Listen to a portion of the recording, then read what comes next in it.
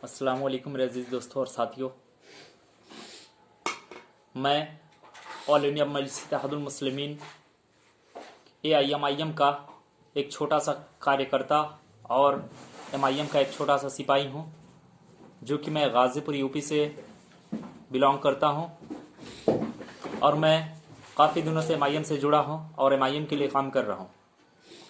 मेरे भाइयों, आज मैं आप दोस्तों और साथियों के सामने इसलिए मेरा आना हुआ है कि कुछ अहम मुद्दे हैं जिन पर मैं बात करना चाहता हूँ आपसे।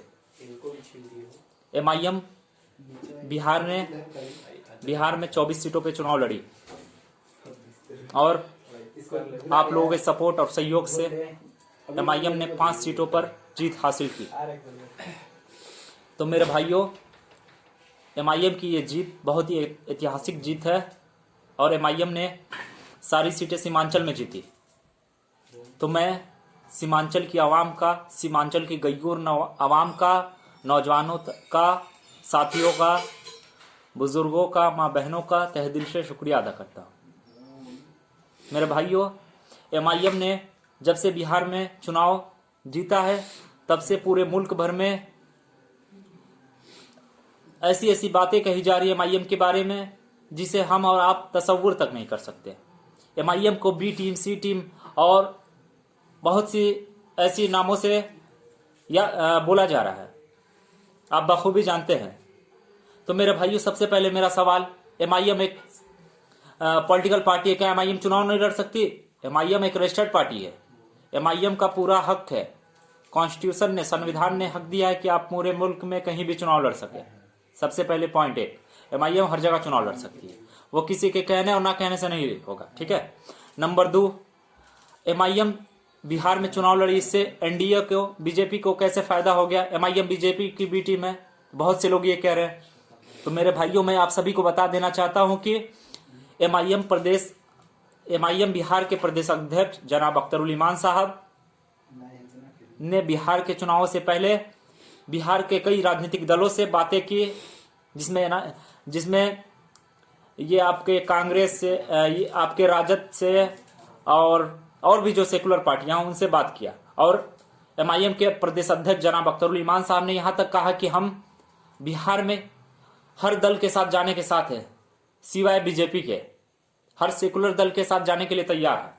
पर MIM को किसी ने अपने साथ नहीं लिया।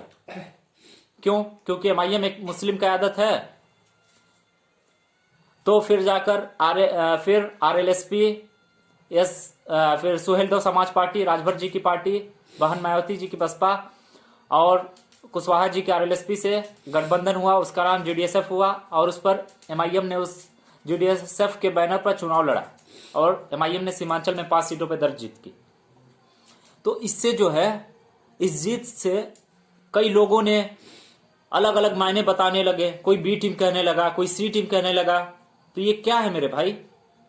उससे पहले आप जानिए कि MIM के अध्यक्ष ने जाके महागठबंधन से कहा कि हमें भी शामिल कर लो। क्यों आप नहीं कर सकते थे? आप करते तो आज बिहार के नतीजे ये नहीं होते, आज बिहार में महागठबंधन की सरकार होती। तो आपको तो MIM से गठबंधन करना नहीं है, आप बहुत से छोटे छोटे दलों से गठबंधन कर लिए, पर MIM को आपने कमजोर समझा, MIM को आपने कुछ समझा नहीं, आपने MIM को दरकिनार कर दिया। तो आज MIM ने जब 5 सीटें की जीत दर्ज की तो फिर आपको बहुत खलबली हो गई। ऐसा कैसे चलेगा? MIM के बिना आप बीजेपी को नहीं रोक सकते। बीजेपी को रोकना है तो MIM को लाइए साथ में, MIM से गठबंधन करिए। MIM पर सिर्फ ब्लेम लगने से कुछ नहीं होता है, MIM से आप गठबंधन करिए। मेरे भाइयों, मेरे बहुत से साथी और दोस्त MIM को बहुत सी B टीम, C टीम से कह रहे हैं, इसीलिए मुझे आज ये वीडियो बनाना पड़ रहा है।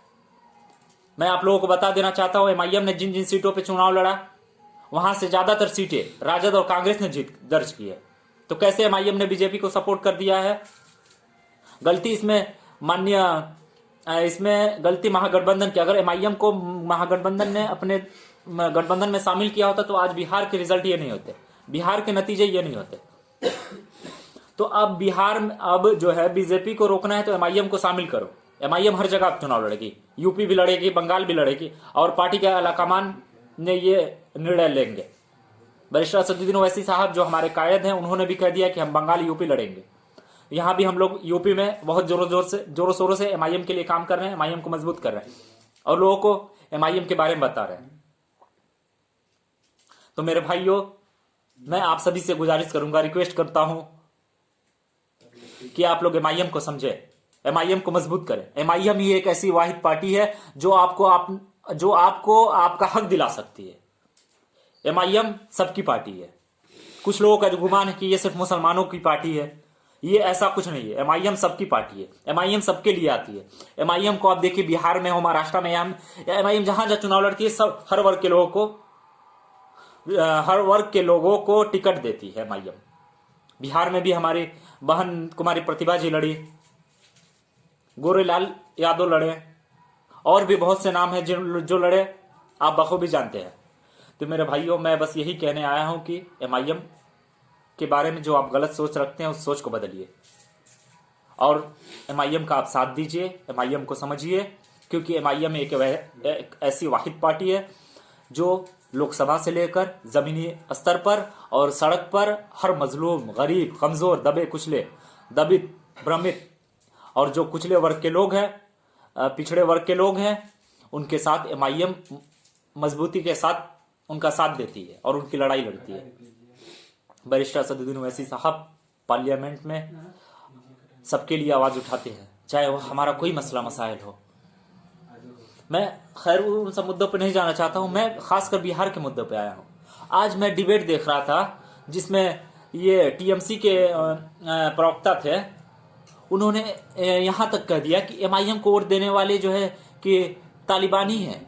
आप बताइए, आप कैसी बातें कर रहे हैं? आप कौन से देश में हैं? आप इंडिया में हो कि इंडिया के वोटर्स को आप तालिबानी कह दे रहे हैं? ये कहाँ का भाषा है? ये कहाँ की लैंग्वेज है? यानी एमआईएम को जो वोट दे रहा है वो तालिबानी हो गया? क्या सोच है आपकी? एमआईएम भी एक रजिस्टर्ड पार्टी है, एमआईएम को चुनाव आयोग ने रजिस्टर्ड किया है, एमआईएम बहुत पुरानी पार्टी है। आप एमआईएम को ऐसे नामों से कह रहे हैं कि ये इसको वोट देने वाले तालिबानी हो गए, तो औरंगाबाद, हैदराबाद और बिहार के आवाम जो है कि तालिबानी हो गई।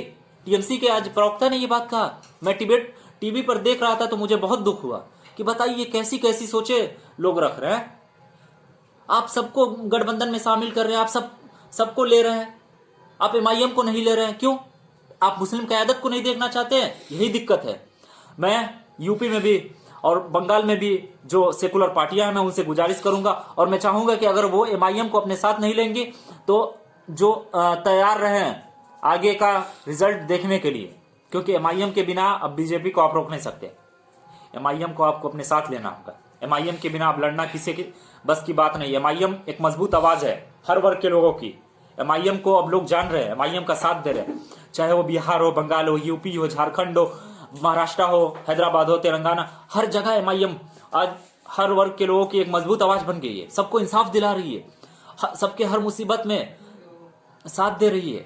तो मेरे भाइयों, आप एमआईएम को समझे। एमआईएम को जो ये लोग बी टीम, सी टीम के नाम से जानते हैं, आप इसको जाने। मैं आप चाहें तो आप जाके इलेक्शन कमीशन ऑफ इंडिया के वेबसाइट पे जाके बिहार के रिजल्ट को देख सकते हैं कि जहां जहां एमआईएम लड़ी वहां से राजद और कांग्रेस निकली। तो आप बताइए कैसे एमआईएम बिहार की बीजेपी की बी टीम हो गई? बिहार में अख्तरुल इमान साहब ने कहा था कि आप हमें महागठबंधन में शामिल करो। अगर आपने किया होता तो आज रिजल्ट ये नहीं होते। तो आप डायरेक्ट बस वो ऐसी बीजेपी का एजेंट है, बस बीजेपी का एजेंट है, लोग कह दे रहे हैं आप मान। अरे मेरे भाई, आप समझो, आप देखो, आप प्रूफ दो। आप प्रूफ दो कैसे बीजेपी के एजेंट है। आप प्रूफ दीजिए, जो कहता है वो प्रूफ दे। कि बस सुनी सुनाई बातों को आप कह देते हैं कि एजेंट है, ये है, वो। कभी नहीं। ये अपनी सोच को बदलिए मेरे भाइयों।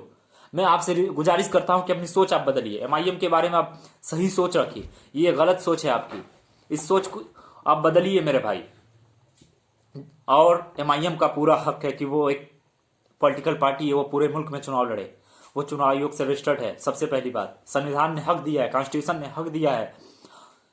और बैरिस्टर असदुद्दीन ओवैसी साहब जो ही संविधान के रक्षक हैं, बाबा साहब अम्बेडकर की ने जो संविधान हमें लिख के दिया उसके रक्षक हैं और उनकी बातों को बताते हैं। वरना ये जो मुल्क में फासिस्टवादी ताकतें हैं, ये तो संविधान को खत्म कर देना चाहती है, ये अपना संविधान लाना चाहती है। तो मेरे भाइयों, आप संविधान को समझिए। जो बाबा साहब अम्बेडकर ने जो हमें संविधान दिया है, उसको असल मायने में ओवैसी साहब हमारे सामने ला रहे हैं। असदुद्दीन ओवैसी साहब उस संविधान को बता रहे हैं। तो मैं आप सभी से कहता हूं कि आप संविधान को समझे, संविधान ने हमें क्या हक दिया है, उस संविधान को समझे। और इस मुल्क की सबसे बड़ी ताकत है वोट। आपका वोट ही आपकी सबसे बड़ी ताकत है। तो आप अपने वोट को समझे। आप अपने वोट से क्या कुछ नहीं कर सकते। कोई कहता है कि एक वोट से हम क्या कर लेंगे। अरे मेरे भाई, एक वोट ही ऐसा है जो आपको क्या से क्या कर सकता है, ये बताइए।